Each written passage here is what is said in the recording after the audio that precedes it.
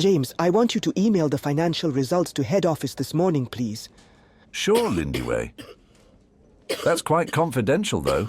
Anything I should do to protect them? I'm not sure. Hold on, didn't a new policy come out last week on this? I think you're right. Let me check. I remember something being mailed out on Wednesday. You're right. Here it is. The Information Classification Policy.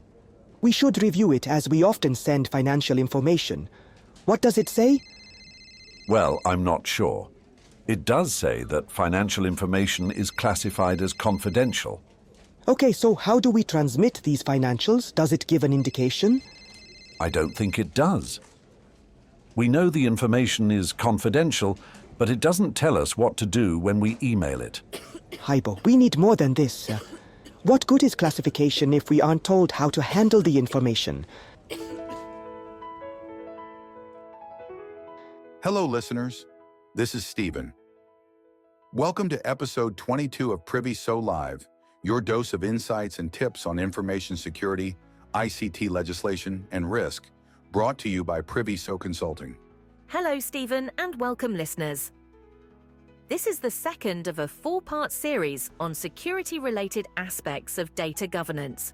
If you haven't listened to the first episode, in which we discussed classification, I recommend doing so now. And remember, the mnemonic is Call Home, Let's Discuss, describing the sequence of classification, handling, labeling, and DLP. The insert at the beginning of this episode should explain exactly why we need a handling standard. The classification policy guides the organization on the sensitivity of information. But what's missing is a clear guide on how to process information so that it is appropriately protected throughout its life cycle. That's an important point, Lynn. A good information handling guide should ideally address confidentiality requirements at every stage of the information lifecycle. For the listeners not familiar with the lifecycle, it is comprised of 5 phases. Phase 1 is the acquisition and creation of information. Phase 2 deals with its storage and maintenance. Phase 3 discusses the processing and use of information. The 4th phase deals with information disposition, or as it's more commonly referred to, retention. The last phase discussed is the archival or destruction of information. Each phase carries risk, so when discussing handling, we address the requirement for confidentiality, integrity, and availability of the information as it progresses through the phases. So to the first question, should this be a handling policy or standard? Well, I've seen it referred to as both, and really that doesn't matter so long as it is available and comprehensive, and the organization uses it consistently. However, I differentiate between policies and standards this way. Policies describe company principles, or more broadly, the what and the why of staff behaviors. Standards indicate how policy statements should be implemented. As this document indicates how information should be handled, I see this as a standard. That sounds correct to me. Furthermore, guidelines provide detailed instructions for implementing the requirements of a standard. For example, if a standard mandates daily data backups, the guideline would specify the technology to be utilized, the location for data storage, and the procedures for testing. However, this is a separate topic, and we should not stray from our focus on the information handling standard. It is worth noting that many organizations combine these documents. However, the purist in me keeps the policy and the standard separate. I have found that organizations differ in their treatment of this document.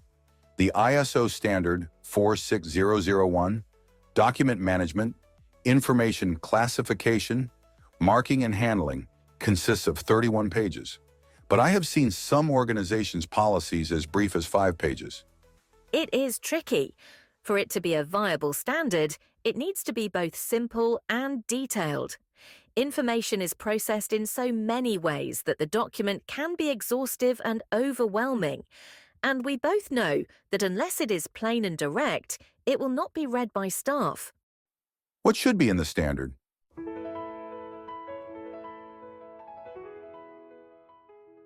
The Well, aside from the title, versioning, and approvals, it should firstly reference the information classification policy to hang it all together consistently. It should also clarify the scope, specifically what information is included, which staff should utilize the standard, who is responsible for maintaining and implementing the standard, and the implications of noncompliance. And then the real heart of the standard. The simplest way to document this is through one or more matrix tables, which indicate on one axis the confidentiality classification, on the other the process, and at the intersection the controls that should apply. Here's an example. For confidential information, One axis, that must be emailed. the other axis, The control is that the information must be in an attachment, not the body of the email, and the attachment must be password protected. the control at the intersection of the axes. Do you have an example, Lynn? All right then, for secret information, The first axis, that must be stored. the second axis, It must be in a secure location with strict access controls, encrypted and viewed only with the formal approval of the information owner. the control at the intersection of the axes.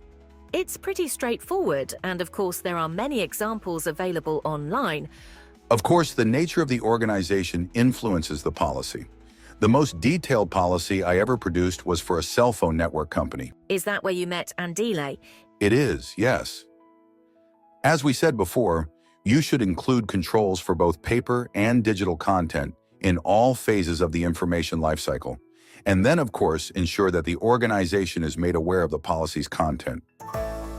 In episode 1 of Privy So Live, we discussed awareness, and we will continue to discuss how the handling standard is implemented. As well as technologies that assist in forthcoming episodes. That's a wrap for this episode. If you want to hear more of the same, don't forget to subscribe or like our channel to receive future episodes. You can find us on all major podcast channels, including Apple, Samsung, Spotify, iHeartRadio, and YouTube. As always, this is sponsored by Privy So Consulting, your partner when trust matters. Until next next time, stay safe. Stay safe.